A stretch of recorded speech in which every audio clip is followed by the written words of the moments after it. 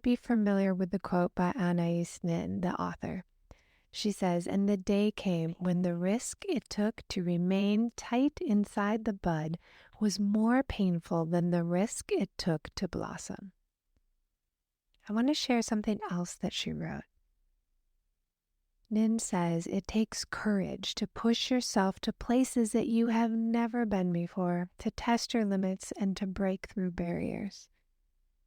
And this week's podcast is all about the emotional cycle of change. Welcome to The Modern Creative Woman, exploring the art and science of creativity. I'm your hostess and creativity expert, Dr. Amy Backos. Let's get started.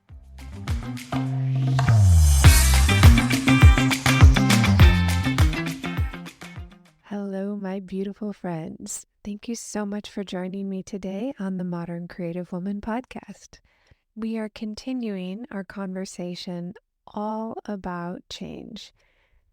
And this week's episode about the emotional cycle of change highlights how we grow, change, slip back, relapse, and either persist or quit.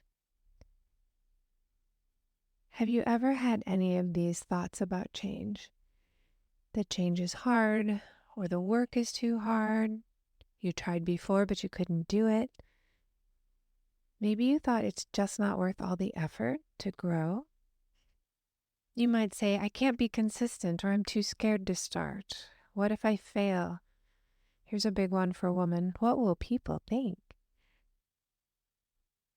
Maybe you're a person who doesn't like to do things when you're not really instantly good at it. The discomfort of learning is kind of too much.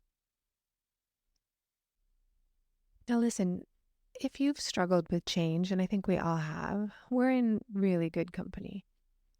Our brains are hardwired to feel fear and a lot of discomfort when we even consider change. And our brains want to do the least amount of work possible, and they want us to stay safe.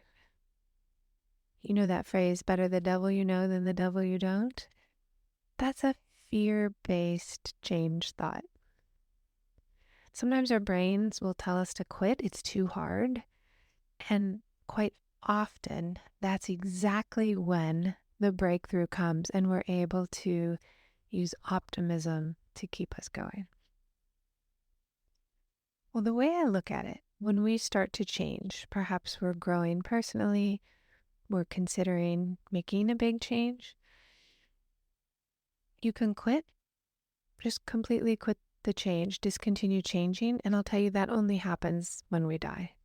We're always changing, whether we direct it or we are passively moved. Our second choice is we can just abandon a project forever. We can decide, all right, I'm done trying to write that book. I'm done, never again. But then we change in other directions just because of abandoning the project. The third option I see is what a lot of us do, which is stop and start. Maybe we'll switch directions completely, try a new project, a new craft. Well, if I only get these better paints, maybe I'll try watercolor painting. And then your fourth option is to keep going, moving towards a goal and achieving without quitting, regardless of how you feel. And I think the greatest example that you can think of in your own life around trying to change and not having been successful, if you unpack that, you'll find that there's a lot of fear-based thoughts there. We can have a lot of different emotional reactions to change. Sometimes it's exciting. We feel optimistic. Maybe we feel a lot of fear or pessimistic and uncertain. A lot of change includes kind of boring behaviors, habits, rituals that keep us going. Self-care is pretty non-exciting. It's things like putting ourselves to bed on time. It's being consistent with our exercise or our health strategies. It's kind of uninteresting, so we can get bored easily. We might be really happy, energetic, insecure. It might really bring out those thoughts of the I'm not good enough story, kind of that mean girl we have in our head. It can make us anxious and even to the point of kind of freezing up or becoming numb. We might get annoyed or even angry at ourselves and at other people when we're trying to change. I've talked to you before about the trans-theoretical model of change developed in the 70s. Well, the emotional cycle of change is another incredible model, also developed in the 70s. It's Kelly and Kano in 1979. They created a way of understanding what happens to us emotionally, and it applies to planned change. Now, this does not apply to unplanned change, where we might go through shock and denial, anger, fear. Hopefully later we get to acceptance and commitment. This is not about trauma change. This is about the kind of change that we want, that we plan for. And understanding this emotional cycle of change can really normalize the range of emotions that we go through when we're trying to change. If you're going on some kind of personal development or a health journey or whatever thing you're trying to do, it could be as specific as a goal of getting a degree. It could be a little more vague of I want to be more healthy. All of these planned changes, when they're not just a wish, you're actually taking action on them, can kind of fall into this emotional cycle of change. When we understand how we change emotionally, it can really keep us from going off the rails or taking our family and our relationships or our work life off the rails. And the cycle exists in all kinds of scenarios. And it might be kind of your early visions of what you want to do and the woman you want to be. It might be a move from one type of situation to another. It could be that you're getting married, going to school, having a baby, changing jobs. And it's also when you're learning or trying out new behaviors. And that's about being the person you want to be, moving towards your values. The emotional cycle of change, very curious, up and down, which I think resonates with me in all the changes that I make in my life. Stage 1 is uninformed optimism. We get real excited. We're like, yeah, that new paint's gonna fix everything. That new outfit will make my wardrobe work. My friend makes money doing this, so I'm going to do it too. We're excited, but we don't really know what's happening. So it's called uninformed optimism. I'll go into more detail in a little bit. But then it gets hard. We start to learn what the challenges are. That's called informed pessimism. And then we go into the valley of despair. I love this dramatic language that the authors use. In the valley of despair, we can quit. We can start over. We can say, oh, well, that new material didn't change my art skill. Let me go try something else. Or that new style doesn't suit me. Let me go try something else. We just quit and start over and over and over. Also in this stage is an incredible window of opportunity where we can push through into success. And what that requires is informed optimism, where now we know what's being asked of us when we change, and we're excited about it. So let me dive into these stages around optimism and pessimism. Your uninformed optimism, you might get so excited, but your emotional response level is kind of low. Here's why. In this uninformed optimism, you're thinking about the action you want to take rather than doing thinking and planning. It's uninformed optimism because we start taking action right away And you may just be completely unaware of the difficulties that you could face along the way. And we just jump in. It might be considered bold to jump in, but it often leads to a really pessimistic spot. So I have a few tips. If you are in that place where you're so excited to make change and you jump right in, you're a person who doesn't want to plan, listen, capitalize on that excitement. Here's a couple ideas. You can make a treasure map and drop a list of the benefits that you really hope to achieve by taking on your next venture. Now, of course, I want to remind you about your why. Linking your enthusiasm for a new project to your values and your really big modern creative why. It allows you to establish your own trust and belief in your vision. And these are essential things to have because they'll motivate you later on when things get challenging. The next phase is informed pessimism and the valley of despair. Informed pessimism is when you start to feel some negative emotions about your project, especially when you hit problems. You're working out, but you're not seeing any changes. You started journaling, but you haven't really gotten any good insights. You might get really frustrated about some of the challenges. And if you've taken some larger steps, you might start to get really anxious about your ability to meet your goal. And here's where you might want to quit altogether. And it's at this point that many projects fail and people quit. It's often a time when people start to kind of check out on a project. And Kelly and Connor, the authors, noted that this can happen in two ways, publicly and privately. Now, publicly, you might voice criticism or point out some kinds of objection. You might complain to your friends. But privately, you really start to lose interest and you get ambivalent about the situation. Your enthusiasm is kind of dissipated, and it gets harder to spot this kind of checking out because sometimes it can just be really subconscious.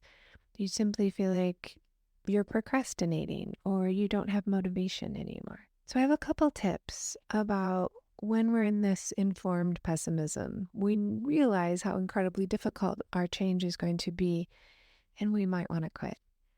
So if you're procrastinating or you're feeling really negative at this point, you may be checking out. And this is the time you want to go back and revisit your goals to make sure that they're still achievable, adjust them if you need to match it to some new information that you've gotten about your situation.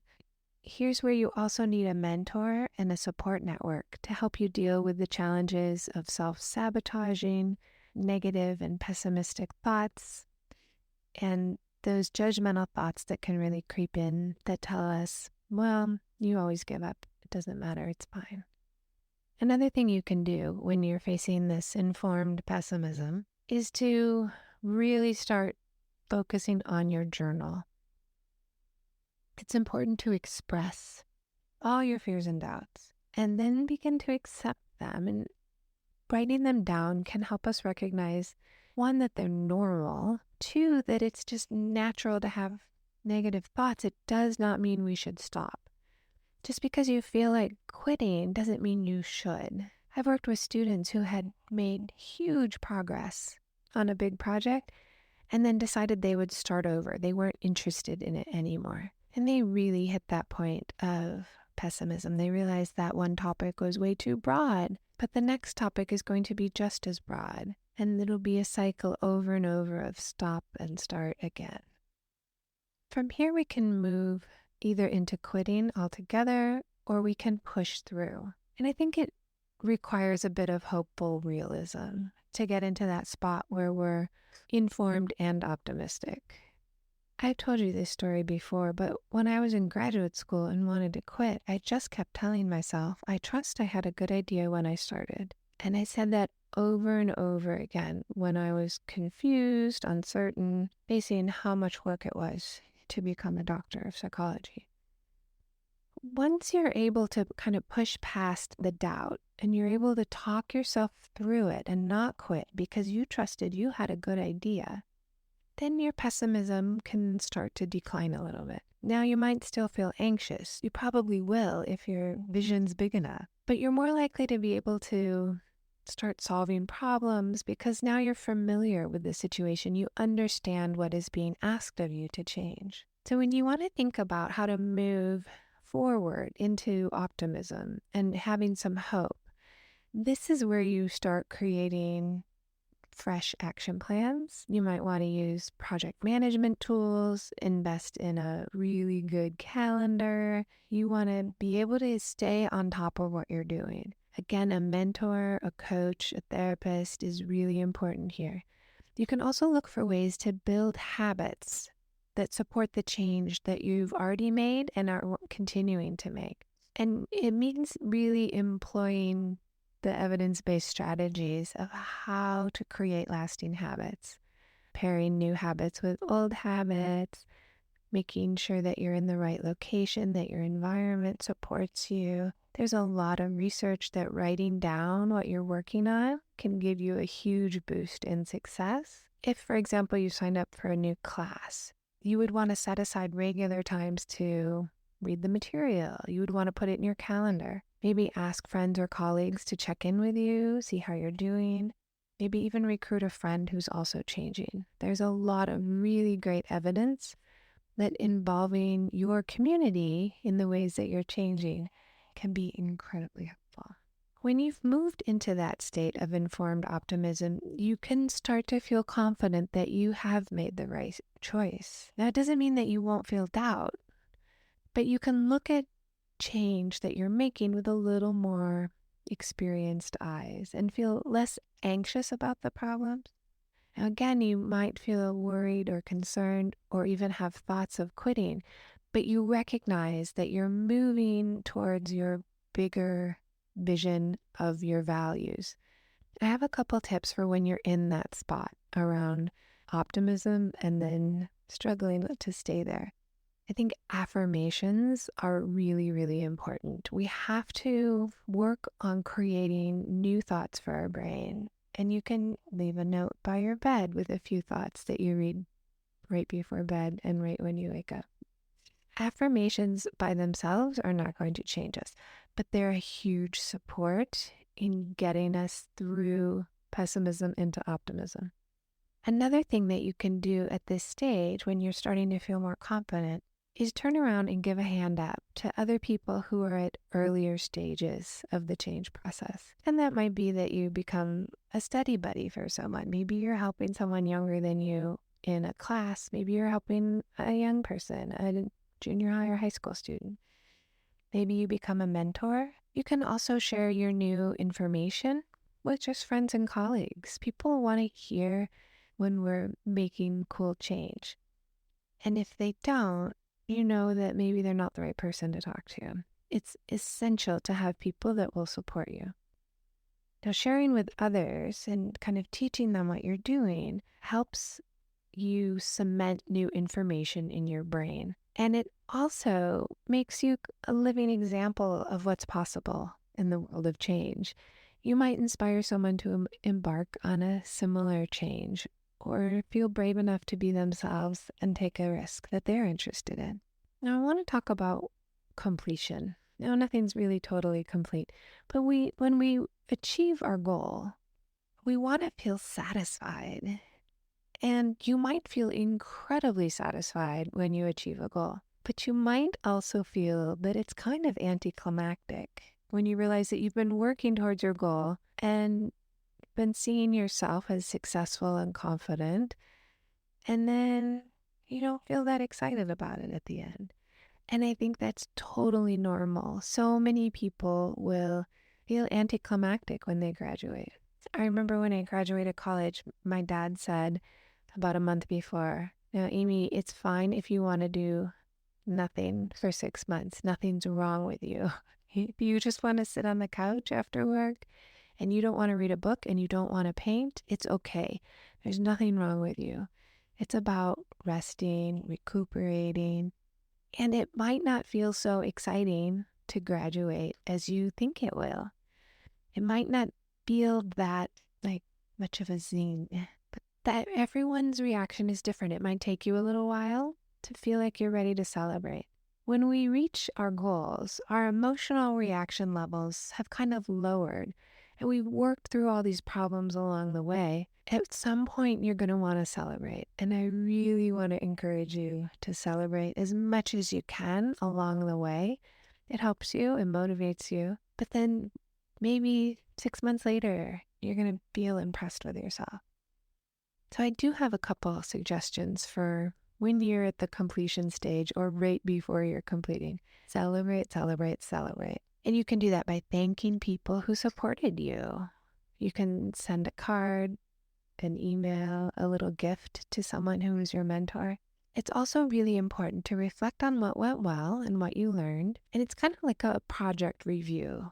And it'll boost your confidence in the future when you recognize what you did to overcome that valley of despair and to keep going forward. It's important to pay really careful attention to those times that it felt most difficult and the strategies that you used. Something to think about is, what emotional area of change are you in right now? If you can't think of anything right now, you can just kind of imagine where you've gotten stuck before. And those are the areas where you can see what you did and you didn't like, and you can start to plan for future success. Now, if you've tried something and been unsuccessful, or you've tried and quit, I want to encourage you to try again. Figure out why you want to make a particular change, really understanding that modern creative why that's driving you, that's inspiring you. Make your plans, write out your treasure map, and you can try again. When I have a series of mistakes, I remind myself Thomas Edison made the light bulb 1,000 times before it worked. 1,000 light bulbs, he didn't give up. So I have a couple affirmations for you that I think are pretty powerful. And I love to do these affirmations 3 times. I say them 3 times. And it's all about I am. So here's your 2 affirmations. I am a woman who grows in the direction of my choosing. I am a woman who grows in the direction of my choosing. I'm a woman who grows in the direction of my choosing. Here's the next one. I am a woman who persists. I am a woman who persists. I am a woman who persists. Let me know what you think of those affirmations. I find them very powerful. So if you're thinking about this kind of work and creativity, and you really want to live your life around the art and science of creativity, I want to invite you to join the Modern Creative Woman. And honestly, it's the most unique creativity program that I've ever heard of. It's just so good. You learn a complete system to focus on 3 primary ways of creating. It's through your presence, your mindset, and your unique purpose. I hope you have a wonderful rest of your week. Now that you know all this, what will you create? And do come join me and the Modern Creative Woman on Instagram, Facebook, and Pinterest at Dr. Amy Backus. Have you gotten your copy of the 5 values of the Modern Creative Woman? Hop on over to www.moderncreativewoman.com and join our email list to get creativity delivered right into your inbox. And you get a free copy of the aspirational principles that you need to live your modern creative life. Have a wonderful week, and I cannot wait to talk to you in the next episode about the art and science of creativity. I'll see you next time.